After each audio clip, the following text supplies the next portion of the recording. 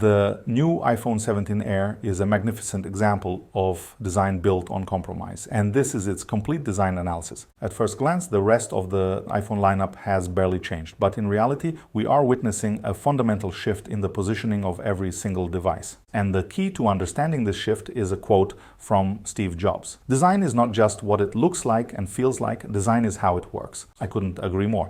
And it's precisely in how the new Air works that its entire compromise nature is hidden, in the details that Apple, of course, never mentions in its keynotes. The main compromises are in plain sight: the battery, the camera, and the glossy edges. But why is this a deliberate compromise? And how does it fit into the overall positioning of this year's iPhone lineup? To understand this, we need to start not with the Air, but with the base iPhone 17. For years, Apple held the base lineup back. They didn't include 120 Hz screens and other features in order to justify the existence of the Pro model. The old iPhone Pro was like a Leica camera. It was more about status and premium look than about real professional features. But the market applied pressure. Competitors made 120 Hz the standard. Apple was forced to concede. Now, even the base iPhone has all the necessary features. And this created a huge problem for the company, eliminating the primary reason to buy the Pro version. You might hear a contradiction here. We're talking about psychology and premium status as the main driver of purchase, and then we mention a technical reason, but they don't contradict each other.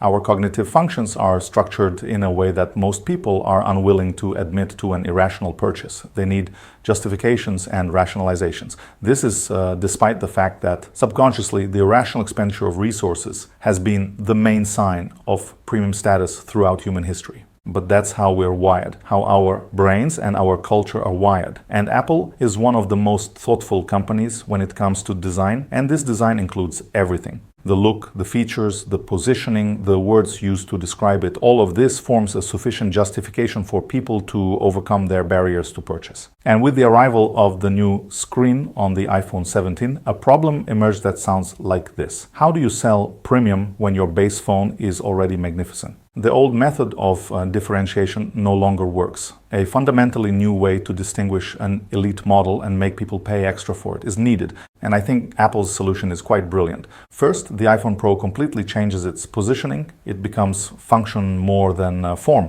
It's no longer a Leica, it's now a Garmin, a utilitarian, expensive work tool for professionals. And Apple is ready for its sales to drop. Its goal is not mass appeal, but the status of being the best of the best. And for everyone else who wants premium but doesn't need a Garmin, Apple invents a new kind of premium. That becomes the iPhone Air. And its main feature isn't the camera or the processor. Its main feature is its thinness. This is unequivocally form more than function, a classic Apple solution from the late Jony Ive era, and it perfectly separates the two sales models that were competing within the iPhone Pro. They no longer compete. Thinness is a new method of diversification. It's pure aesthetics.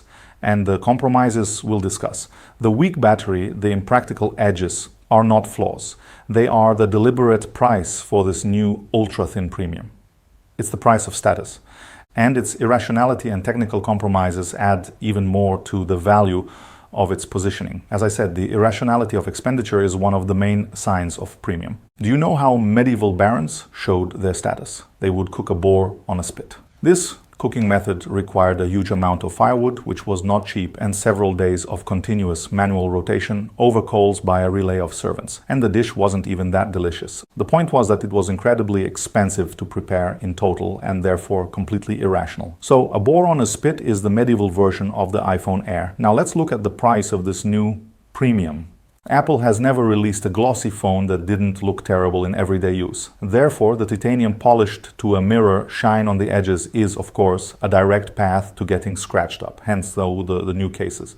But these are cases for a phone whose very essence is its incredible thinness, which can only be fully experienced without a case. The second compromise is even more important: the battery. The new adaptive power mode, demonstrated with a very manipulative animation at the keynote, is not a solution. In reality, the market as a whole has not yet solved the battery problem, and it's a big and serious one. Essentially, power saving mode is an offer for the user to firstly deal with something the company couldn't solve technically, And secondly, it involves disabling and degrading the very features that Apple advertises as selling points, as the reasons why their phones are better than others. And all of that simply gets turned off when power saving modes is enabled. I'm not claiming this will necessarily work. The balance of rationalization here is very different from what it was in the iPhone Pro before this year. Perhaps that's why the price is slightly lower to compensate. How well it works, only time will tell, but I'm sure this is the plan. These aren't planned compromises, of course. There's no point in building conspiracy theories, but they are compromises permitted by its positioning. And behind all of this, we shouldn't forget or lose sight of the fact that while under market pressure, it is the base model this year that is finally a clear and, one might say,